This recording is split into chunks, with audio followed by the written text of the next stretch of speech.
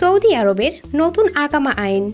সৌদির যে সকল প্রবাসীরা আকামা নবায়ন করবেন তারা ভিডিওটি দেখুন। সৌদি আরবে থাকতে হলে আকামা অতি গুরুত্বপূর্ণ ও অনিবার্য একটি বিষয়। তাই সৌদি আরবে আকামার মেয়াদ উত্তীর্ণ হওয়ার আগেই আকামা রিনিউ করতে হয়। আকামা রিনিউ করতে কিছু নতুন শর্ত দিয়েছে সৌদি সরকার।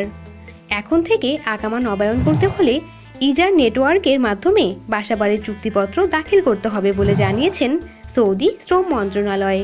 এর আগে গত বছর মন্ত্রিপরিষদের সিদ্ধান্ত বাস্তবায়নে বাধ্যতামূলক করা হয় যে প্রবাসীদের আকামা নবায়নে মক্তব আমিলে সম্মতি তখনই মিলবে যখন একজন প্রবাসী তার বাসাবাড়ির বা ফ্ল্যাটের বৈধ চুক্তিপত্র ও সকল আনুষ্ঠানিকতা ইজার নেটওয়ার্কের মাধ্যমে দাখিল করবে। তবে যারা নতুন ও কাজটি করতে পারবে না তাদের জন্য একটি মিডলম্যানের সহায়তায় কাজটি সম্পন্ন করার অনুমতি দিয়েছে সৌদি সরকার। শ্রম মন্ত্রণালয় থেকে আরও জানানো হয়েছে যে এই আইনের ফলে প্রবাসীরা ঘরে বসেই বাসা ভাড়া ও বিল পরিশোধ করতে পারবে।